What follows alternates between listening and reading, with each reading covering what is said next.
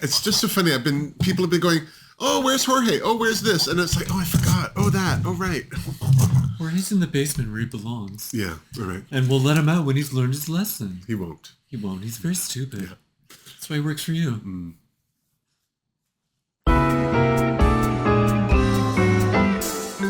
Hey, dolls, it's me, Wilma Fingerdoo, with the Fingerdoo review of RuPaul's Drag Race All-Stars Season 9, Episode 5. I am here with my illegitimate drag daughter, Wilhelmina Box Farts. How are you, Wilhelmina? I'm good, Mama. How are you? I am all right. This is our last time filming in this place. Oh, thank gravy. Yes, we are going to be taking next week off, but the following week, we will have 2.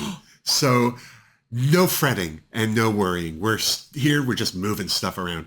I also want to take a moment to thank my tipper-doos of the week. We have Daniel in Romania. Happy Pride to you, Daniel. We also have Peter Woodridge, Pauline Moriarty, and my tipper-doo boyfriend, Vito. I love you, Vito. I also want to send a shout out to this week's Redbubble model modeling the fabulous Wilhelmina Box Fart t-shirt in pink. This is Rex Trek. If you've ever read any of the comments down below in the Fingerdoo review comment section, then you are familiar with Mr. Rex. How are you, Rex? You're looking good in pink. Good choice. You can go to my Redbubble store and get a Wilhelmina Box Farts t-shirt. You can get one of the many Wilma Fingerdoo shirts. They're all there. These are both designed by Lara D'Souza. We have some drawings from Denise Cherneau. They're available on t-shirts, mugs, coasters, stickers, whatever you want. If you don't find it there, message me and I will see if I can make it happen. Make it happen. There's a lot of business. There's a lot of stuff to do right off the bat. A lot of stuff to do. Shilling. I feel like I'm on QVC.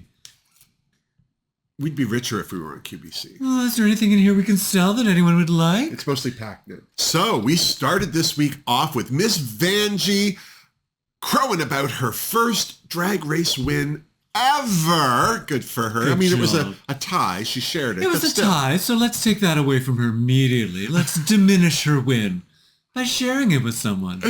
All the other queens thought it was well-deserved for both queens, although Nina was starting to second-guess her generosity. Yeah, big mistake. Yeah, huge. Then Miss Angie arrived and it got real.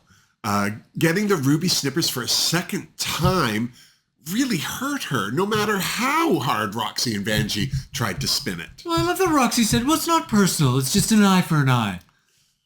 That's personal. Very personal. That's very personal. Very personal. You take one of mine. It's not like an eye for a random eye. It's like, no, I'm taking your eye back. Or just an eye for the sake of grabbing an eye. Yeah, just an eye. I thought Angie was going to try and figure out if she could actually sharpen those comically large ruby snippers. I don't know. But apparently, Angie told Roxy to F off on stage because Roxy had said, I didn't appreciate the swerve. I feel that was more of a Roxy trying to respin Angie's displeasure back at her. I just thought it was queens having fun on stage, and clearly Vanjie wasn't having that much fun on stage. We've reached that point in the series where the shade is getting personal. Which is weird. I understand you really want to raise some money for your charity, but I feel like the stakes are a little bit lower, so I thought that everyone would be just a little more easy breezy with everything, but no. Queens. And although Angie said she understood the mood that Roxy was feeling, it was clear that even though no one is getting eliminated, the evening gloves are off. Beautiful gloves, by the way. Gorgeous. Figured if I wasn't going to wear sparkles up top, I'd stick them on my fingers. Sparkles up top was my drag queen name in high school. I'm glad you changed it. That's a terrible drag queen name. Sparkles up top? On top. On top. Hyphen. Still not good. It was actually on a top. Sparkles on a top. A little German? Yeah. Ein Sparkles on top. Yeah, they're not your sparkles? Yeah, sparkles on top. Give me chocolates.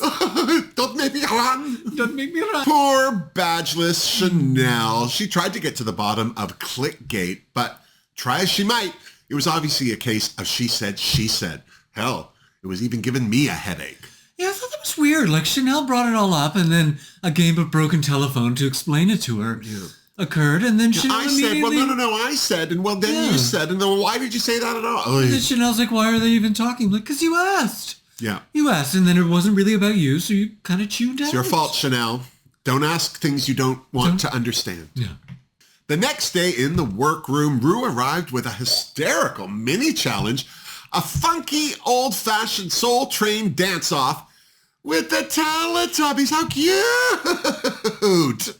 Are you into the Teletubbies? No, I've never seen the show, but they were adorable. No, it's very... The Teletubbies for me is something that I watched in university when I was high. Oh, so it was interesting seeing like, people watch it as a children's program. Yeah. And of course the one being gay and drama. And, yeah. It was too late for me. Late 90s? Yeah, no. Well, as cute as they were, those Teletubbies gave those queens a run for their money, that's for sure. And even when it looked like it was going from morning television to nighttime drama, when Vanjie threw her legs up onto Lala's shoulders, little Miss Lala didn't even blink. She grabbed those ankles and showed Vanjie how to take control. Classic Lala. Yeah. Classic Lala. Yeah. Yeah, she's a dom on the Teletubbies. That's how I read it. Mm. Did you see Lara's drawing of RuPaul? So funny. So funny. So funny. She did the Teletubby Po, and then she did the Kung Fu Panda Po. So funny. In the Ben de la Creme outfit. So much funny. Po. A lot of Po. Po problems, Po money. Mm. In the end, it was Gottmik who won the dance-off and $2,500 for Trans Lifeline. Good for Ms. Mick. Then it was Maxi Challenge time. This week, the queens had to work in pairs to create real estate commercials. And because Ms. Angie had been snipped twice this week, she got to pick not only her team partner, but team up the other queens. Roxy, you and Danger Girl. You and Danger Girl. I thought that was a nice little bone for Ru to throw at her. Yeah. She clearly knew that she was, in her feelings. Yeah. She was getting a wedgie. Yeah. Yeah. Give them something to feel good about. Because they have good chemistry, despite Vanjie giving Angie the ruby snippers last week, Angie picked Vanjie for herself. And I think that's a good choice. Wise choice. Right away, Angie and Vanjie, there's a podcast I would listen to all the time. I would work with either of those queens. I would work with either of those. It's not a podcast you could fall asleep to, though, because Vanjie and your ear going to sleep. Oh, no. Nightmares. Do you fall asleep to... Is that how you... I've never listened to a podcast. Really? No. Do you not have ears? I don't know. You don't have time. You're too busy looking at I'm watching movies. I don't need to hear people tell me what they think. I can think for myself. Can you? Is that why the steam I think comes I out? can. Then Angie teamed Georges with Gottmik. Nice. Chanel with Nina, and Roxy got Plastique. And I have to say, I was worried for Georges and Plastique's teams because neither of these queens are known for their acting or sense of humor, seriously. No, but Angie claimed that she paired up queens that she thought would work well. I still thought she did a good job. I think she did a good job. It's just... There was no... Yeah, I mean... subterfuge going on there. No, there's just... Yeah, well, sorry, you're not good at this. We'll see what happens. Somebody has to work with Plastique. So the queens got down to it. One of the things they had to do was pick the location of their property pitch. Their choices were Frosty Bits, Alaska, Gator Glades, Florida, Tumbleweed, Texas, and Salem, Massachusetts. No off-color nickname for Salem? What are they, afraid of witches? What would you call it? Witch Burning Creek? Burn Her, Massachusetts. Wise Woman Creek? None of these are good. No. I see why they went with Salem. There's really there's really nothing funny there. about Salem's There's Massachusetts. nothing funny about Massachusetts. No, it's suffered enough. Leave really it alone. has. Let Other it than heal. that Boston accent, which... Where's that coming from? Why is that the only part of America that sounds like that? Nina and Chanel snapped up Salem right away. Obviously, they weren't afraid of any witches. No, I'm afraid of no ghosts. Gottmik and Georges laid claim to Alaska, and everyone else was okay with that. No one seemed to contest either of those two choices. Yeah. Good thing Vanjie doesn't live there now, because I think those are the kind of words that turn you into gator bait. Delicious. Angie seemed to agree with Vanjie about Florida, but Plastique was feeling her country accent realness and felt Florida was where she was going to let it out. Although Roxy actually lives in Florida, she didn't want to fight, so she was good with whatever, and whatever seemed to be Tumbleweed, Texas. Yeah, she just sort of caved and was like, I don't want to cause trouble. In a moment of foreshadowing. And to be honest, Plastique's accent could have been anywhere. That could have been Plastique doing a Boston accent. Yeah. for all we know. So the queens got down to writing their real estate ads, and Georges was very excited to work with Gottmik. And then the jokes died. Didn't fly. No, there was nothing happening. Gottmik blamed it on her ADHD and for Georges being a stoner. Something that I enjoyed, it just because I have this reaction too, was Vanjie commenting on how good the pens were. I didn't notice that. You noticed the weirdest things. Well, she just mentioned it because when I'm writing with a pen, if it's a good pen, I'm like, who? What? I want to know what kind. I want to buy one. That's a good pen. It's a good pen. I know the feeling of a good pen. Yeah. I just love a good pen. So I not that I do a lot of cursive writing anymore, but just a lot of cursing. Yeah. Speaking of writing, over on Team Salem, Massachusetts, Nina took over the writing duties, which left Chanel to choose the wardrobe. It felt more like Chanel abandoned the writing duties. The minute Nina said, I'm good at writing, I love writing. Great, I love picking out outfits. And Nina was like, what? But I'm The bottom line is that Nina felt that she was doing all the work. Probably because she was. Yeah, Chanel doesn't write. She could have cared less about those pens. Yeah. She said, can I wear this pen? No, I don't care. If they were gold and sparkly, she probably would have at least looked at one. Ooh, what's that? What's and that? That's the end of Boring. it. Magpie. Words? Ugh. The Gator Glade girls didn't seem to have any trouble with their script. Angie just wrote down all the things that Vanjie said that made her laugh. Hell, I would. Oh, if I was that duo, I would just have broad strokes and then release yourselves into the wild. Speaking of Vanjie, I love that tattoo on the side of her face. Have you noticed it? And across with her the ear? lines. Oh, it's gorgeous. Whoever did that, well done. That's not easy to do. Oh, with Vanjie talking to you the whole time? Yeah. Very distracting. The Tumbleweed dolls spent no time getting plastique into character. I'm thinking that Roxy felt an neutral look would distract the judges from that roaming accent of hers. Hell, it distracted me. Yeah, that accent was exhausting. I kept waiting for it to settle somewhere, and then no, it just kept touring around whatever country he was touring around and enjoying the regional accents of that unnamed, unknown country. Speaking of distractions, that Tina Turner wig that Roxy had on was more than a distraction, if you ask me. All I can say is it's a good thing that Miss Tina Turner is no longer with us, because I think that look Roxy was working on would have killed her. Seriously. Big wheel roll right over me. No kidding. Angie noticed that she and Vanjie had very similar character ideas to the Tumbleweed girls, although Hillbilly versus Redneck, it's very similar. I think the biggest difference is how many cousins you sleep with. Isn't it? Is that the main difference? I don't know. Hillbilly versus Redneck? I'm neither. Shut it. It's a little bit of red on that. Get away neck. from me. It's a little bit of red. Don't touch me. Yeah. Hillbilly's definitely more cousin. Redneck more drinking. I think that's what it is. Which can lead to cousins. It just More depends slap. what town you're in. And then it was on to filming with directors Carson Kressley and $1 Million Listing Los Angeles's Tracy Tudor. I just have one question. Aren't all the listings in LA at least $1 million? Yeah, I was thinking the same thing. Like $1 million listing in LA these days is just a shack. Yeah. With that won't even get you in to see a house, $1 million. parking. Yeah. That needs to be like $10 million listing. I'm not watching your $1 million. Ugh.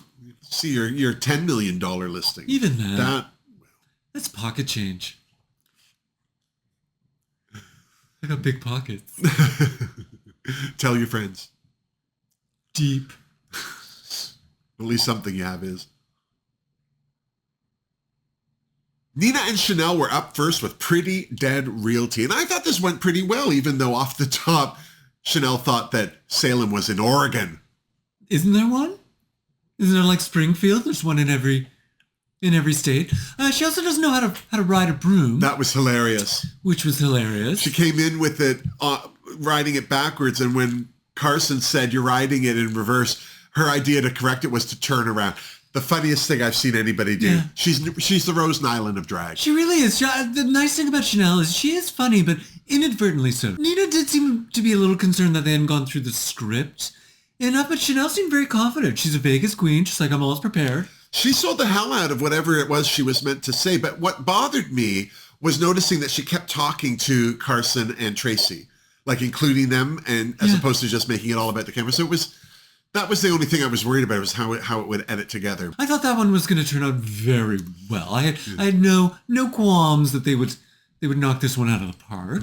Angie and Vanjie were next as Sarah Jo and Becky Sue, the cousins-in-law from Swamp Pussy Realty. From what I saw, they killed it. Yeah, so funny. They seemed to be very entertaining. I had no doubt that they were going to be funny, and they seem to be keeping Carson and Tracy in stitches, and both of their voices are ridiculous at the best of times. So, yeah, this one I could not wait to see the final product. Yeah. Roxy and Plastique's Keep It Coming real estate reps Mary Jo and Betty Jo were next, and both Carson and Tracy had a lot of notes for Plastique. A lot of notes. It was almost 100% notes. Yeah, but it seemed to help because by the end of their segment, Plastique had everyone laughing. Yeah, that was one that I'm like, okay, I'm going to need to see the edit on this, because it felt like Plastique got there, but also it was like, is this just going to be one note? Yeah. One joke? Last but not...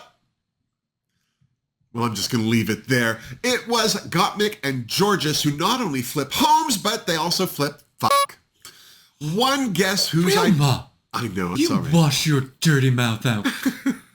You filthy fucking whore. I can't believe... It's fucking disgraceful is what that is. I can't fucking believe... I loved Tracy trying to keep up her innocent image by asking what flip fucking was. Please, she sells real estate in Los Angeles. She knows very well what it is. Yeah. Come on. Yeah. There's special rooms for that in certain neighborhoods. West Hollywood, for example. Some wings of homes are dedicated to it. This is our lanai, and this is our flip-flop room. It used to be for the maid. Now she just holds the camera and watches. So much bleeping in this episode. The thing I was most surprised about with this taping was how badly Gottmik and Georges' commercial went. I wasn't expecting much, but they gave me even less. Yeah, I was hoping that maybe they would, that Gottmik might pull things up a little bit, because she can get fun. She's very funny, yeah. But, Georges, baby girl. No, even she admitted that they should have maybe read their script a few times more before they started filming. Yeah, maybe prepared a little bit. Well, live and learn. Yeah, I think Georges and Gottmik's biggest problem wasn't that they didn't have a script. They just forgot that crucial part of script writing where you assign the lines to someone. Yeah. Like, I can't imagine trying to do a Shakespeare play where it's just lines. Figure it out. Yeah. Who do you think says it? Am I Lady Macbeth? Am I a witch? What's going on? Bubble?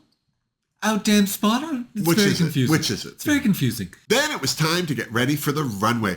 All the queens felt their commercials went well, but as a citizen of the Sunshine State, Roxy was feeling a certain way about what Vanjie and Angie had done in theirs, particularly their accents. Yeah, Roxy was kind of acting like this was supposed to be a documentary. I'm like, okay, well, if you're going to critique Florida accents, I recommend looking to your partner's Texas accent and telling me which part of Texas that's from. And then she immediately, as soon as Vanjie was like, well, I'm going to feel some sort of way about you feeling some sort of way.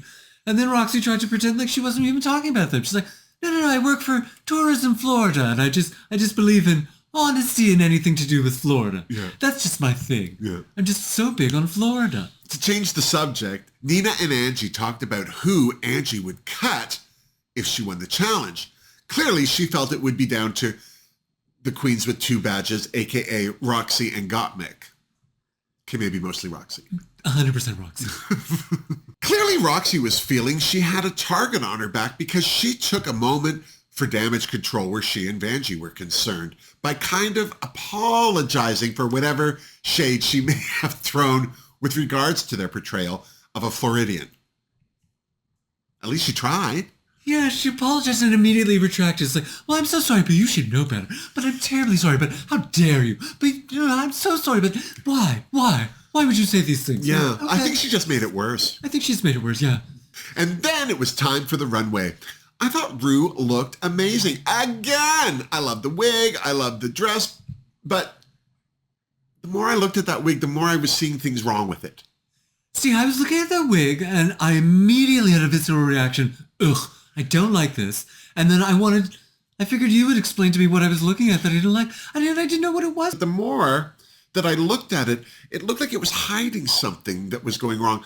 Because even the sides of her wig looked like they weren't sitting on her head right. But it looked like they were obviously trying to hide it with the curls. Like she had like a rash around the perimeter of her face? Maybe. Perimeter face rash? They ran out of... That was your drag queen name in high school. The dress was yummy. Oh my God, that dress was gorgeous. If Zaldi made that, I'm sorry for every disparaging remark I've ever made about his design work. Well, maybe those comments made him up his game. Maybe they helped. Yeah. Michelle and Carson showed up to share some terrible dad jokes about real estate, and joining them at the judges' table this week was my favorite, the one and only Alec Mappa. I love him so much. He's so funny. So funny. He's so funny. We love Alec. It's always a good time when he judges a drag race competition. Good times. Category is Day to Night Reveal. How exciting. Nina was first down the runway in a gigantic oversized nun's habit with a weird lumpy front. I was like, oh, is she a pregnant nun? Are we going to see a birth? How exciting. And then she doffed that to show this showgirl outfit. We found out that the fetus was actually some panniers that clearly got out of position. Yeah. And I love that, kind of like a stained glass window effect. Very good. And then she continued to go, and in classic Nina fashion, revealed a less attractive outfit than the one that she had just taken off with. God is a drag queen down the front. It was sparkly. It had a message. It was... Why is she always writing on her clothes? Aren't they distracting enough? As hard as Nina tried, I totally gave her a finger don't. Not even for the stained glass? No. You're not going to give her some... Throw her a bone? No. Nothing? No, she needs to learn. Okay. Up next was Chanel with her briefcase. Why the briefcase? She really overthinks her looks. She really goes too far. She was like, this is business. But I'm a business lady. I have to say, this was a true transition because with a pull of her belt and the loosening of her neckline, the little businesswoman's cocktail outfit fell away to this beautiful black and white gown with the red accent down the middle. I really like this look. Still with a briefcase. Yeah, well, she could just leave it there. You're not going to drop that off? You're not going to give that to your assistant and tell her to bring it home? Regardless of the briefcase, I still gave her look a Fingerdoo. Next down the runway, Plastique Tiara in a stunning purple geisha ensemble, which she removed to be positively nude. This fabulous silver samurai warrior stabby number. It was, I loved. Yeah. I love that outfit. Yeah. It was breathtaking. Both outfits were stunning, but this wasn't a transition. This was a reveal. Yeah. And I'm not going to hold it against her because her two looks were too beautiful not to give her a Fingerdoo. But I wish there had been a more clever way to transition. That's all. Roxy's first look was nice. It was a blue and white coat dress. With clouds painted on it. She looked lovely. And it screamed daytime because it was clearly a daytime sky.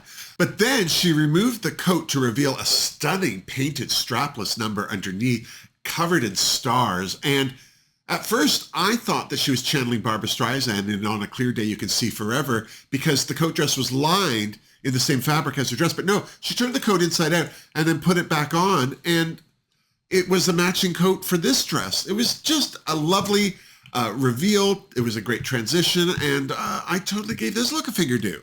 Next down the runway, Gottmik serving baggy man suit from the front and sexy, dirty pink corset and panties and stockings from the back. The ultimate business in the front, party in the back. Oh, there's definitely a party in the rear that night. Yeah.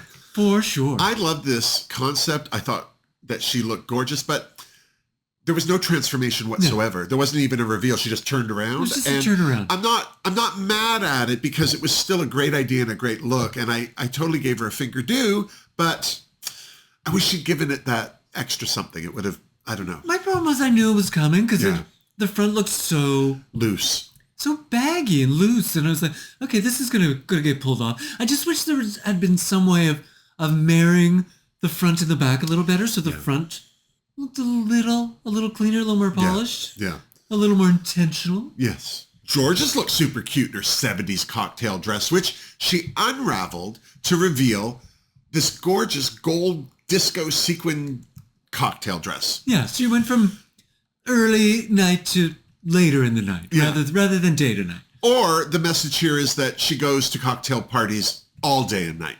I don't know her life. But regardless... She went to a late brunch. A late brunch with a very strict dress code. Yeah, they continued to day drink. And and then she partied. Yeah, so good for her for coming prepared to that brunch. Yeah, I thought she looked good enough to get a Fingerdoo, so I gave her one. It's your finger. You can do what you want to it. That's why it's called the Fingerdoo. And Jiria Paris Van Michaels looked fabulous in a cute little cocktail dress with a batiqued or Bogolanfini head wrap and matching skirt, which... You just made up the word Bogolanfini. No, it's an actual... That's what that fabric's called. You made that up. Yeah. I've never heard of that. No. Well, I just hearing I feel awkward calling it mudcloth because I think it diminishes what it is. But that's what it is. It's mudcloth. But the traditional word for that fabric is Bogolanfini. Where does it come from? Well, West Africa. I can't remember the country itself, but it's 3 words. Bogo means made from... Buy one, get one. And then... Logo from Lagos. The Bogolanfini. They're 3 words that go together to make a word that means mudcloth. Oh. Yeah. I do not know that. Read a book. Look at us learning. Well, someone is. Then Angie undid the skirt and it dropped away to reveal a stunning leopard print bottom half of a gown. The top and the sleeve and the head wrap all were the same. And I have to say, I don't know if all of this went together at any one time. I know. It didn't. I know that for sure. And I also didn't understand one giant feathery arm. No. What was that? No. Like the fun fur arm. I mean, if she had a shrug on in both arms, that would have been great. Yeah, whoever commented that she forgot to shave her other arm. I like to think it was Alec Mapp. I like to think it was Alec. But it's probably Carson. Carson's on fire this season. Doing very well. Carson I look forward to on the panel. Yeah. And I think Ross technically should be funnier than Carson. And not. I think thin Ross isn't as fun as fat Ross. I'm just going to say it. We know where all the funny was. Yeah.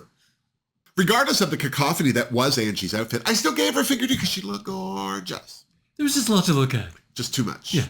She served us a lot. It was an assault on the eyes. It was an assault and a pepper. Last but not least, down the runway. On any level. Oh my God. Miss Vanjie serving an ode to Pretty Woman. Yeah. Starting with that classic white shopping spree rich lady number. Yeah. Big mistake. Huge. Reveal to that beautiful red gown that Julia wore to the opera. Yeah. So you didn't like this because it was another reveal. It was just a reveal again. I wish that somehow, I think it would have been more interesting if she had been able to just transition the coat into the red dress. And in her defense, she did have the red dress tucked up under the coat so you didn't see it and had to pull it down. But the way that red dress is draped across her hips and everything, I think it would have helped hide the fold down of the first outfit. If she'd been able to pull the white jacket off at the shoulder, it would have hidden under the longer dress better. I'm not mad at it because she looks so great. Also, she looks so great. I just love that she gave us just glamour across the board. Pure glamour. Which Vanjie can do. There was no round-the-way girl in this look at all, either of them. And I thought her figure looked good. These outfits look good on her. So how could you not give her a Fingerdoo? It's a pretty woman, for the love of God. It's in the title. She's pretty. She's pretty. She's a woman. And then it was time for the real estate commercials. Up first was Nina and Chanel. I thought they did an excellent job. I thought they did a fantastic job. Chanel came across a lot better than I thought she was going to. The editing was her friend. Oh, yeah. I thought she was going to look much more stiff. She still wasn't breathing the same life to it that Nina was. But, Nina had wrote it, so she's a lot more familiar with the script. But I thought they did a great job. Yeah.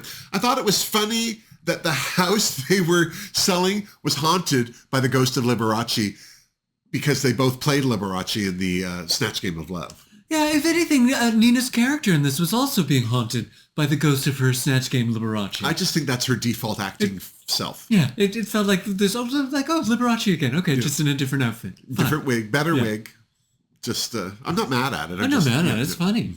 Next up were Plastique and Roxy, and I have to admit, I had to rewind their commercial a couple of times because Plastique's look had me laughing through the whole thing. It even kept me distracted from Roxy's Tina Turner wig. All in all, I have to admit, I was super surprised how well they did. That shocked me. It shocked me. I was very impressed by Plastique. They finally got the performance that they needed out of her, which was just her being stupid. And I thought that Roxy did a great job of balancing that by being the straight man. Absolutely. Which you need when you have someone looking that ridiculous. So I was very impressed. And that, I was not expecting that on any level. No. Then we had Georges and Gottmik, and right away, the first thing I noticed was that this has to be one of the ugliest outfits that Georges has ever worn in her life. That pink suit with the black trim, it didn't fit her. It cut her off in the wrong places.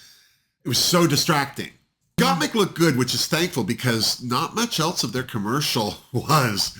It was pretty clear that this was going to be the weakest commercial of the lot. I did giggle at unpredictable stares. I thought that was funny, but and do you want to sit by a hole while fish stare at you? It was like, that was... The whole flip thing bothered me. I just felt it was an unnecessary joke that they hung too much on. Well, if you're gonna go down that road and go dirty, which I understand a lot of younger queens do. Sure. It's much easier to go dirty. Dirty's funny, and you don't have to be as clever with it, but you still have to be a little bit clever. You still gotta add a little something, and that they had clearly lost whatever plot they had, and no amount of editing was gonna save that commercial. Yeah, sorry, my frosty bits, they did not thaw out. No, they just got fried. Mine broke off. Did they? Is that what that noise was? Yep. Is that what that smell is? Finally, it was Angie and Vanjie. I love saying that, Angie and Vanjie. Dude, it's fun. It's a show that just wants to happen. It's fun to say things that rhyme. As for their commercial, funny as it was their personalities that really sold the hell out of this. It was so much fun to watch. I think it was my favorite. Really? Yeah. Yeah. I thought it lost something. I thought they were funnier when they were filming it. I was like, oh, I cannot wait to see how funny this commercial is. But we clearly had seen all the funny stuff. Yeah. While they were filming. So I was like, oh, okay. I kind of wanted something a little more. I think with Vanjie, sometimes she loses something when she's not live. There's just some of that electricity that just kind of, and I don't get soaked up by the camera, maybe. Yeah. Once the judges were done stroking everyone's egos, okay, well, everyone but Gottmik and Georges anyway, she got a little emotional thinking about how she'd let Rue down. Can I say it? Can I say that I was surprised that Georges showed up at an All-Stars? Can I say that? Can I say that? I'm going to say that.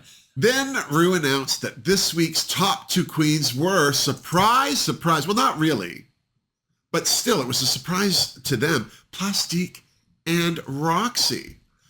Personally, I thought it was a combination of their fabulous runways and the surprise performance from Plastique. No one was expecting Plastique to be that funny, so it became more funny to them. Because I think that the writing that Nina did for their commercial was better. The writing Nina did But those runway looks of Nina's... Yeah. Oof. But after listening to the judging, I was like, oh, it kind of sounds like they didn't want much of a script, and they just wanted some funny improv and just some funny characters on the way. Because I thought Nina had the best written one, but maybe the outfits let it down. Maybe Chanel just wasn't as strong.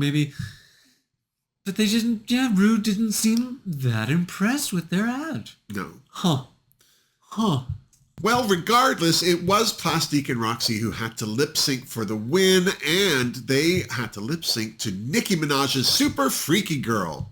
And the one thing I have to say right off the bat is that Roxy wore the right outfit for this lip sync. I was very confused by why she had chosen that outfit until they revealed what the song was. Like, why did she look like Winona Judd going to a very sexy Zumba class? Like, what is going on? I don't understand. What's happening? Not that Plastique didn't look good. I think that she wore something that Nicki Minaj would have worn, but I would have been more impressed if maybe she'd over-padded her butt, maybe, or something. She would have fallen over if she tried to go for Minaj levels of derriere. There's no way. No. She would have had to balance it out with the most enormous wig. Yeah, no kidding. But she didn't let it stop her from pouring herself all over that stage like sexual honey. You heard me. Roxy busted out all the old school dance moves and looked gorgeous doing it. And there was just something about her doing some of those MC Hammer moves that it was very funny. It was very funny to watch, but I was like, why didn't you go back to the original source? Why didn't you give us some Rick James moves? Well, Rick James didn't really move. I want to see your Rick James moves, bitch.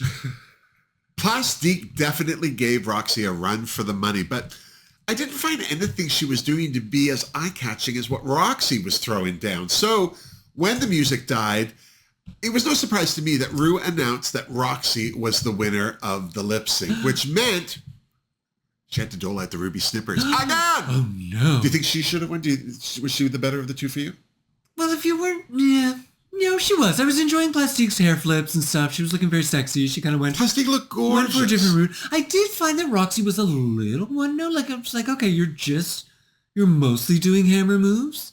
And it was kind of funny the first time. And then it's like, I was like, okay, well, I could just be watching You Can't Touch This. But yeah. But then... I'm not judging. The judges seem to love it. And then Roxy had to hand out the ruby snippers. And I don't know what she was doing by shuffling along the line with her back to the queens, acting like she didn't know where everyone was. Yeah, did you forget where everyone... Like, you've been standing there for about 7 hours by this point. Yeah. In the filming day. Yeah. I thought at first, when she was like, okay, I'm not going to look. I just need to know where Nina is. I was like, that's very funny. You're going to go over and block Nina. Pretty good choice for blocking, you know, but still kind of rude. I was like, okay, that's kind of a funny joke. And then I was like, oh no, it's not. And she just kept pretending she landed on Angie again. Oh my God. Oh, I can't do it, Angie. I can't do it. I can't do it again. I'm like, then what? Then pick someone. Yeah. Pick someone different. Yeah. You have all the power in the world. Yeah. You have all the power in your hands right now. You have the giant snippers in your hands. Just pick someone. No one's going home. Oh. And God, if looks could kill, I feel like there would have been a murder on that dance floor if Roxy had actually given Angie those snippers. But I think Roxy sensed that there was a doom and gloom on the horizon because she then gave them to Mick. And then had a breakdown, and then Gottmik had to support her, which I thought was very nice of Gottmik, who, you know, probably wasn't feeling great about being snipped, but it's like, that's a lot of emotions for Do you feel winning. like all of this drama like that Angie was feeling about getting snipped twice and Roxy about giving the snippers to anyone at all is more them trying to add drama to a show where nobody's leaving, so what's the point? I don't know. I just think it's all entirely unnecessary. I mean, enjoy like the All-Stars with Jinx. Do they have these shenanigans? No. I just remember everyone seeming to have a very good time and enjoying themselves and, you know, la la la. Like, I don't understand why this can't all just be light and breezy and frothy and fun. Yeah, there just seems to be a lot of unnecessary emotion, unnecessary griping, and, you know, maybe they cut it out of previous ones, but I'm just, I was not impressed with Roxy having this completely unnecessary meltdown. Yeah. Girl, you won. Yeah. You won. Yeah, you do what you want. You've you already given deserve out the the right slippers. to be whoever it is you need to be to win more money for your charity. Well, there you go. There you go. That is episode 5 done and dusted. Done and dusted. Do you think the right queen won? No, I mean, if I was judging it and you didn't have to let a team win, I probably would have had put up Plastique and Nina because I just thought that they kind of did. You know, Nina did a great job of writing, and Plastique kind of surprised everyone. Yeah. So and then with that lip sync, I don't know what Nina was going to throw down. Did you see her dressed as a oh my God, gigantic elf, like she got ready in Chanel's Christmas house or something? I was like, what is that? I was only half paying attention to what the rest of the queens were wearing, but I was like, hang on, wait a minute, what? Time out. What is going on over there? And of course, I was like, I can't wait until Nina takes that off. Yeah. The one thing I have to say that's fun about Nina's lip sync outfits is they certainly make you want to see what's going on until you remember, well, she has to actually perform in it. Yeah, and you realize they have nothing to do with the song. Nothing at all. Just like, this is an outfit with some fun reveals. There's going to be a joke. There's going to be something written on it, for sure. Probably like, I love Santa's balls or something, or a slide down the North Pole. I don't know. Hitting things. Yeah, I was very, very distracted by that. And that was the only reason, that was another reason that I was like, well, maybe it would have been fun to put Nina in and use up all of her reveal outfits. Right. Well, either way, let me know what you thought about the episode in the comments down below. And while you're down there, don't forget to give this video a like if you did, subscribe to my channel if you haven't, and if you'd like to support the Fingerdoo review, there's the YouTube thanks button just below this screen, and in the description box, I have links to my old school Tipperdoo page on PayPal, my Fingerdoo family on Patreon, and the Wilma Fingerdoo Redbubble store where you can get fabulous merch like this. And this. Ooh. It really doesn't show off my bosoms, though. You don't have bosoms. Well, you should show them off. It's because your eyes are in the way. My eyes are up here. No, they're not. They're down here. My eyes. Your eyes. Yeah, your eyes are Your down. eyes are over here. Gorgeous. Poke, poke, poke. I look so good. You do look good. I should just wear a t-shirt over my face. I thought you were. What? That's why my skin's so smooth. It looks like it was made by underpaid children in the third world.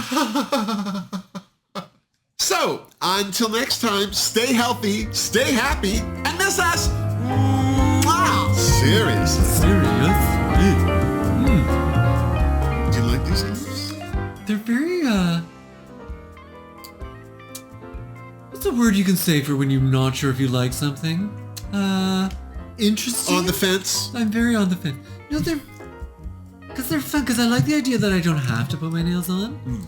But then, I don't know. I made those gloves for you, but they don't seem to fit you very well. No, I must have had very differently shaped hands when you cut this pattern. That's all right. We can redo them. I can. Did I have an extra finger? My thumb gained weight? I don't know. It's your hand. You know, that's the worst part about my body. I don't know what you do with your hands, thumbs. thankfully. Oh. And I've just thank got you. the fattest thumbs. Oh. Well, you know what they say. Fat thumbs. Good hitchhiking.